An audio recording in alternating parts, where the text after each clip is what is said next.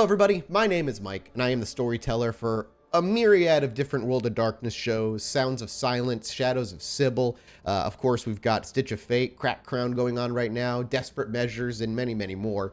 And because our player base is entering con season and schedules are getting a bit crazy, instead of having nothing for you in this past week, I wanted to do something. So I opened up a Q&A channel over on our free Discord that you can go join, and you should. And I said, hey, if you have any questions for me, let's do a quick Q&A video. I'll try my best to address the questions, and hopefully it's fun and you enjoy it and you find yourself at least entertained by the back end ramblings of my brain when I tell stories, because I can't promise you anything I'm going to say is going to be of any value to you, but maybe it gives you an insight as to how I work. And of course, I'll be joined by the better of the show, all the characters here in their own glorious form. And I figured why not stick with SOS, because questions are coming for both shows, so I just stuck with what I already had set up. So right away in the Discord, we're just going to start right at the top with Jacques, who asks, when coming up with a Chronicle, what do you find most effective when writing? I'll just start there. He has another kind of follow-up question, but it really depends.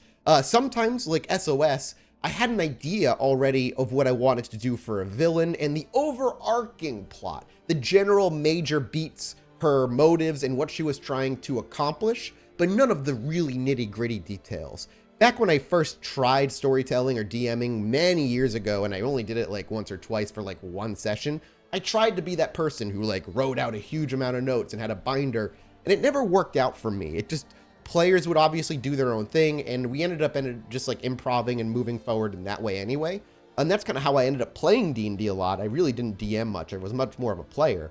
And so now when I am storytelling, I have the character, the plot, general plot, and kind of villain lined up, but I don't go into deep detail when I'm planning each session. Most of the time when I walk into a session, I kind of have an idea of what major story beat I would like to come forward, and sometimes it gets there, sometimes it doesn't, but it does help inform the flavor and what's going to happen in that session. For instance, if I know I wanted Larson to show up and talk to Sean and take him away, that session would build up toward that moment in a natural way. And sometimes new characters, old characters will kind of filter in, because the world in my mind is very alive, and I am more watching the world and then giving my own narration of what I'm seeing.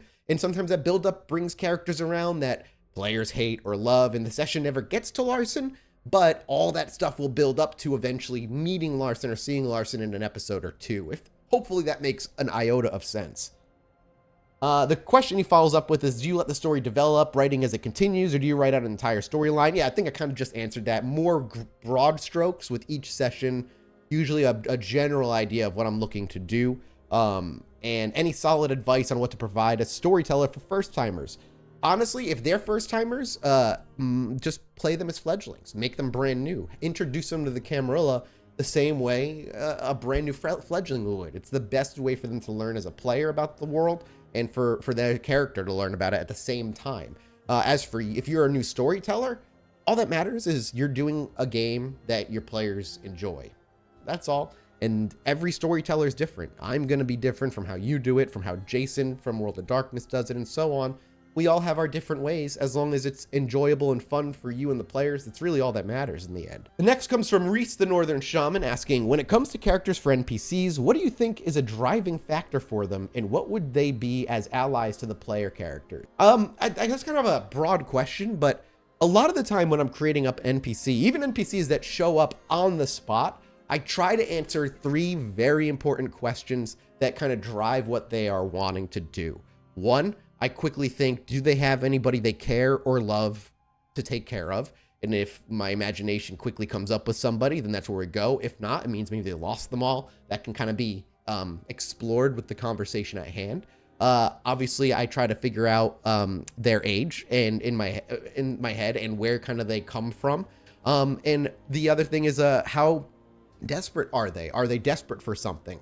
All that, those three kind of general questions can really inform how the character acts in the moment. And one of the biggest things I used to have, I think, is one of my big weaknesses, and it's still something I think I need to work on, but something that, prior to doing this, was coming up with NPCs on the spot. I was really bad at creating NPCs that felt unique from one another, and they all kind of felt like the same character. And when I started to, think about who these characters were on a step lower, like in a rather a layer deeper, it suddenly changed them. Some were scared, some weren't, some were weirdly brave.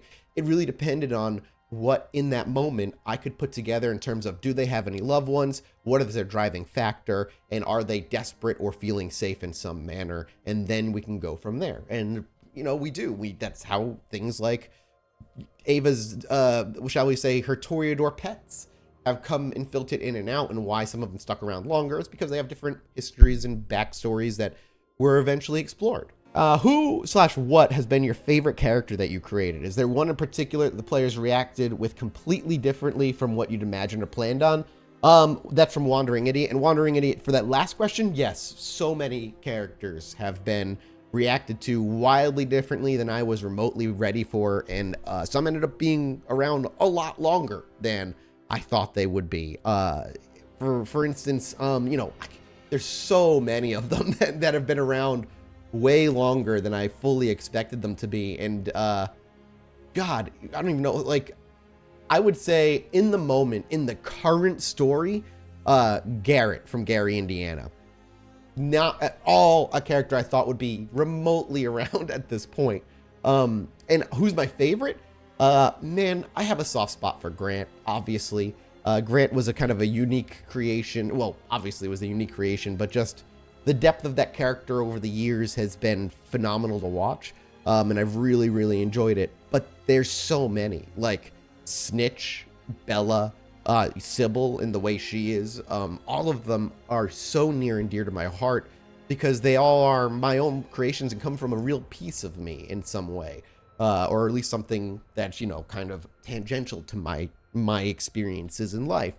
Sybil, while there's so little that the players and the audience has really seen of her, I've been living with Sybil for a long, long, long time. And I very deeply and intricately know why she's doing what she's doing, her rationale, and what she cares about. And while you may only get a flash of that at the end, whenever this culmination comes to, that for me will mean so much more because of how much I've been building toward this. You name it, man. Like, there's just so many of them. And there's just, in terms of, I guess I have to, if I had to pick one gun to my head, I guess it would be Grant. There's a lot, Mia holds such a strong place in my heart too, because, God, there was such a good story with her. Yeah, I would say Mia in Crack Crown / Stitch of Fate, and Grant in SOS, but by a hair, man. I love so many different ones.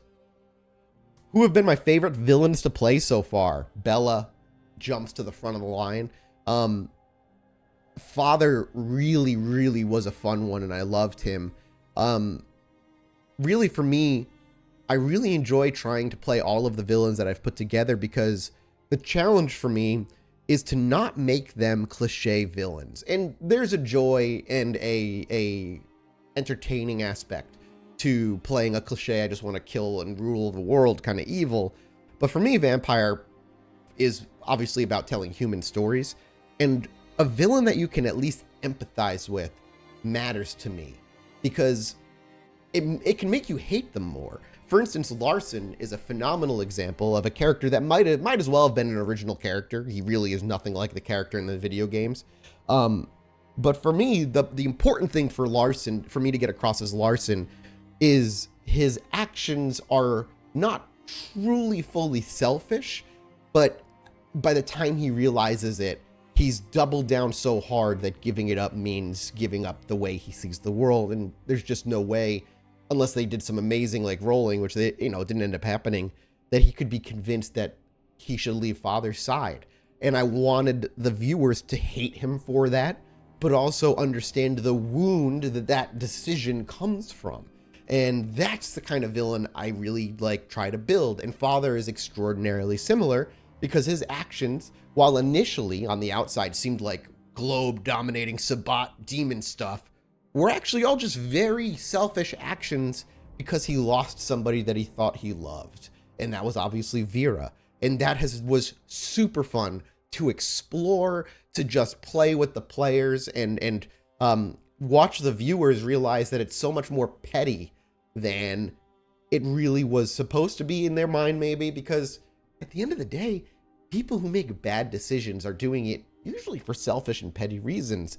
And you add immortality and powers and politics to it and just becomes so much more dramatic. And of course, in SOS, Bella.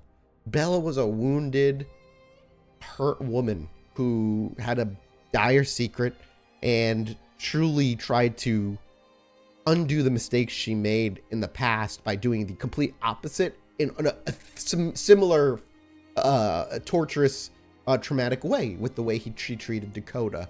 And Bella has always been just that, like, really a part of me that comes from experiences in life, and I just understand why she acts and thinks the way she does.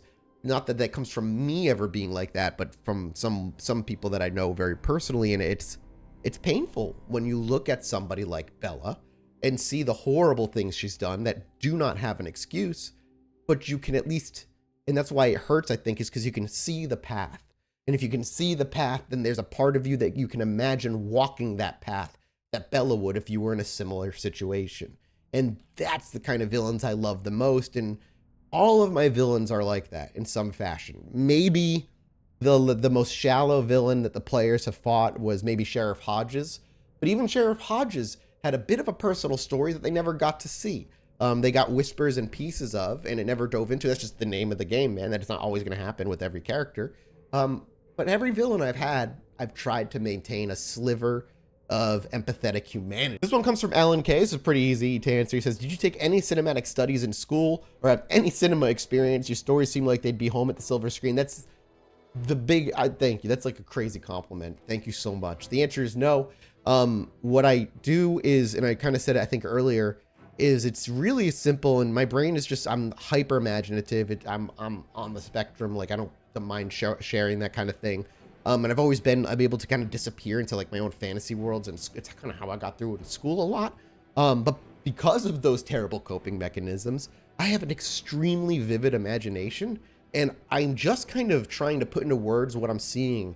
And a lot of the time, I don't really have, and this is going to sound so dramatic, and I don't mean it in such a way, but like the best way I could think of it is I don't have real control over what's happening in my mind. The world is operating in what my brain considers the natural way. Of course, it's my own mind making it up. It's not like I'm peering into an alternate reality, but that's just how my imagination works. And I see things in a very, I guess, movie-esque way.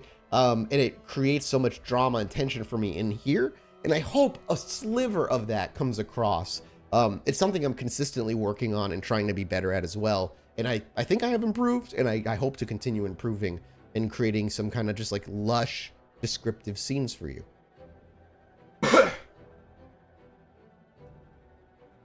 When preparing the characters for the players, do you give them some directions in order for them to create them, or do you give them complete freedom? With the players, like the players, the main players, complete freedom. I do not think about or try to direct them in any way. When it comes to special guest characters, it can depend. So for Saito and Cammy, the only thing I said, the only direction I said is one of you has to be a double agent. That's it. The rest is totally free. And I think doing so gives the players a much closer attachment to their character. If I lay down some rules, even some like light guidelines on the kind of characters I want them to create, I feel like that immediately puts a barrier between the player and their character and trying to attach to them and put themselves in their shoes. Where if it's something of your own doing completely, you're going to be much more attached to them. So when those emotional beats happen, you know, I'm not saying I aim for crying, but like the tears are natural and real because you're feeling real emotions through that character. And any barrier that you put up to kind of make that more difficult for the player, I'm very avoidant of. This comes from Jacques as well. Has the coterie made a decision that really threw you for a loop in terms of the direction of the story? Yeah, so fucking many of them. I can genuinely say the story is not what it would be if some of my original ideas are gone out the window just because of the decisions they made. So, you know, God, there's the most recent example. Let me just give you the most recent example is taking the going to snitch with that information and about his past, and getting him to give them a chance, which got their salubri in their hands, and then taking the salubri down into the labyrinth. Holy, that changed an entire, like that entire river was uprooted and moved. That plot changed wildly, and it's going to have ramifications in the story going forward, of course, but it even has ramifications on the world in my mind, like 50 years in the future, sometime we may never actually see. Yes, the answer is yes, so many times. The first season and the second season, so many times. Like, the deaths that happened, the people that were killed, the players that died, the decisions that led to them getting killed, all of that. But that's why I try only to go in with each session with a very vague idea of what I'm trying to do with the plot that day, because I want them to be able to make those decisions and have that impact on the world. Doozer Pindan, sorry, what's up, my dude? He says, what are your most and least favorite scene and NPCs? And if there's one storyline or scene or interaction you could redo, what would it be? Oh, man. Honestly, like the whole first 5 episodes of SOS Season 1, I would redo entirely. I know the reason they're rough is because we only had like five days with the pre-release rules before our show even started. And it was really my first time going hard as an ST that wasn't just like a handful of episodes kind of thing. And there, it shows. It really, really shows. I would love to redo that with the experience I have now. There's just so many scenes in those first couple of episodes that just are awkward and can feel cringy a bit, but like you can see us when we get our footing. And so those would be, I know it's kind of like a general answer, but that whole early aspect of the show is just, I would redo so very, very much of it. There are other little scenes I think I would redo. There's a lot in season 2 that, you know, kind of served its purpose, but I could have done it better. But a lot of that boils down to just kind of like where I was in my life, and a lot of us were in our lives at that point. So, you know, no real specific thing beyond maybe those first couple of episodes. My favorite scene in NPC, I think I answered my favorite NPC, but my favorite scene, there's so many. I don't really have one favorite scene. For instance, I love in my mind that the scene where Ollie is frenzying and he's just in the rain, in the dark, and I have this just like this profile shot of the silhouette of Ollie at 6'9" or whatever, and huge bulking, and Dakota and Ava maybe 10 feet to like across, and they're just kind of poised to take him down as they're trying to hold him in place before he goes on basically a Hulk rampage. Amazing scene. The scene with Ava eating the corpse over the course of days. Incredible scene.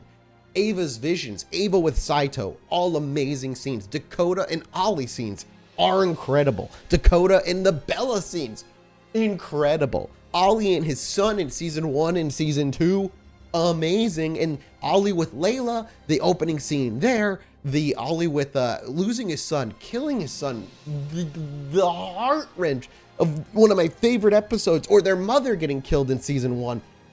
I could go on, man. There's just, I could not give you a clear answer. MJG says, are there any books, videos, or other resources you recommend for beginners? How about for veteran storytellers who want to level up? I mean, for beginners, just grab the V5 core book. And honestly, the player's handbook is going to be even more important. That's all you need to get going. It's truly all you need. Out of like to level up your game, some of the older V20 stuff is well worth mining for ideas. The world I create obviously is not canon, and I don't want everybody to understand or be able to predict what's going to happen because they know the meta so well. So, you know, I like to mix and match a little bit, or just put my own spin on certain aspects of lore. So if you want to kind of like level up your game, maybe dig into V20 a bit, but also I would highly, highly recommend Chicago by Night V5. It's probably their best book next to what is going to be the player's handbook, which is going to be kind of required material. Warwolf says, what was the one interaction between a PC and an NPC that had the biggest alteration on how that NPC's part in the story grew?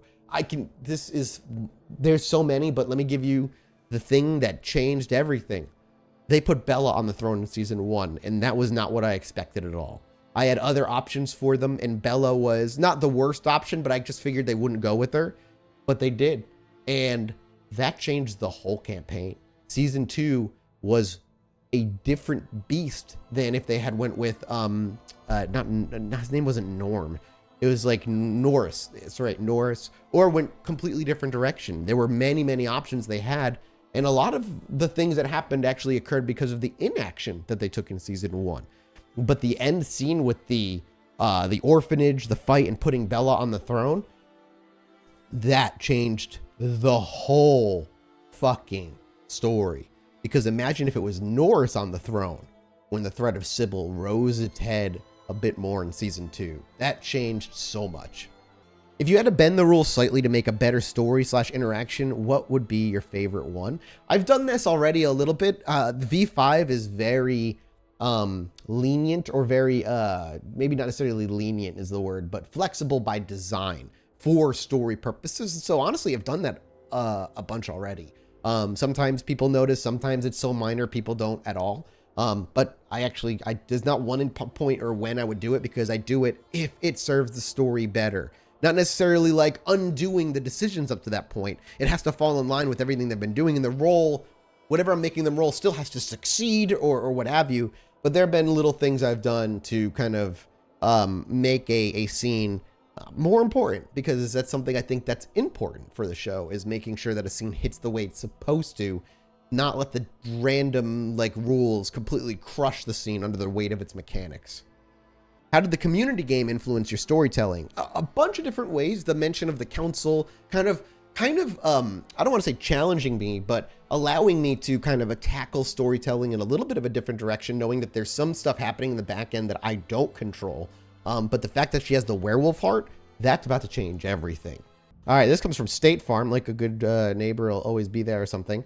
What were some of the most difficult personal parts / moments behind the production while being a DM or player that affected the game or other games you've been a part of, and how has it shaped the way you play or produce?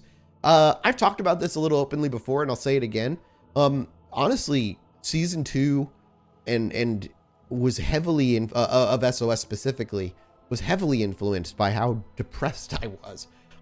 It's one of the reasons I moved, at the end of season 2 to where I ended up moving is, I don't think it made for a worse story. In fact, I don't think it really affected the story much at all beyond, just how dour and how difficult it was some days for me to kind of get to the computer and really put myself and get myself into the headspace to DM. And there are a handful of episodes that I personally think you can tell that I'm just not fully like there, so to speak. I'm not talking about the episodes where like I'm literally mid-move. I'm talking ones where just my mental and emotional state was not doing well. I mean, I was suffering from like nausea from anxiety on the daily. It was just bad, and it made it difficult to do it. But it's just made, in terms of how it's made things different, I don't think it's made things more different than I am taking so much more joy in being an ST now that I'm not like that. What other WoD games are you all collectively wanting to venture into? Werewolf and Mage. Those two are at the top of the list, and Werewolf is on the way. And finally, with SOS coming to a close, how much longer do you guys plan to keep the Drac Pack going? And have you considered the idea of everyone playing as their character's childer to continue the legacy? With season SOS coming to a close, it's going to be emotional, man. I feel like I might cry on the last episode, but we'll see. But as far as the Drac Pack thing is concerned, that's actually actively been discussed over the past year of like, what do we want to do with them? Are we going to keep them around? And while I don't want to, for purposes of not spoiling, I also don't want to give you an idea that we have made a decision either. We haven't.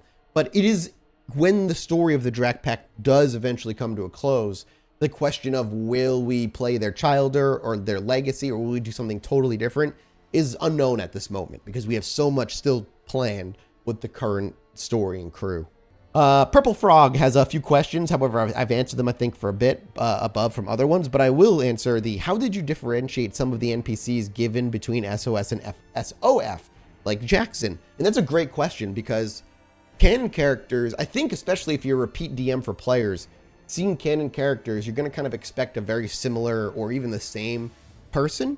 And I want that to hold true to a point. I want Jackson to still feel like Jackson, but you can still play Jackson as Jackson, but be more cordial or more tyrannical. And with SOS, he's way more cordial because of where I put him in the story and the way he's working his way into power. But in SOF, he's already a prince, right? So he's a bit more hardlined. He's a bit more political and playful in that regard, meaning like sending them to Gary was a political and personal play to keep him safe while potentially getting something he wants as well. So it's making sure that, like, yes, they get something familiar, but they can't expect the same thing every single time. And it's just playing with what is given to you in the book and pulling on different aspects of their personality. This is an easy one. I apologize if I misspeak these names. Longinus Crede. What is the square root of pi to the 1000th place? Wish I could tell you. But what is your favorite clan? I'm a Ventru. I love Ventru. That's just what I've always loved, and I'll stick to it. And the last one I'm going to ask is from Buckethead.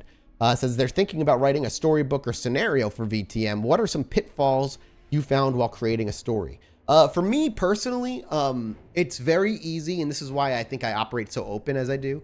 I get very nervous and very worried. I put them in a situation where there's only one right way to do things. And if there's only one right way to do things and the player isn't really figuring out a puzzle or allowed to think creatively outside the box, they're just waiting to do the thing that the ST says they have to do and then they can move on. And that feels way less organic and way less natural and way less allows the players to embody their characters, especially if they're creative thinkers and want to just kind of think of something outside the box. That's what I would say focus the most on. Allow them for a lot of player malleability, a lot of decision making on the player's part. And how would you just, and he continues with a couple more saying like, how would you decide on the amount of kindred in a chronicle? Would you create a lot of weaker kindred to populate a city or introduce more human characters? It depends, honestly. There's a rule of like how many kindred you should have in a city. I think it's a little too low for my liking. So I bumped that a little bit. But as far as like, if you're thinking players, I like a party of 4 or 3, no more, no less, because it allows for some solo scenes as well as allows for group scenes and doesn't feel like you're taking too much time away from other people. But really, if you're looking for more kindred characters or human NPCs, really just depends on what the players are interacting the most with. If your characters are very, like, for instance, Ava, if she was left to her own devices, we'd see way more human characters, I think, kind of filter into the story. Whereas with Dakota and Ollie, more kindred if it was only focused on them. So tailor to your players. Always tailor to your players. And I hope that answers a bunch of questions for you. I can feel my throat kind of getting dry. I had a cracked crown session earlier than therapy and now this, so my voice is starting to get shot a little bit. And I still have another video I need to record. But thank you guys for the questions. I hope it gives you a weird insight to my chaotic brain and helps you maybe understand how this world comes to life the way it does. But I wouldn't be able to do it without these guys over here. The players themselves are the ones that make the story what it is, and I would be nothing without them. Thank you guys for supporting. We wouldn't be anything without you, and we'll see you guys very, very soon. Bye.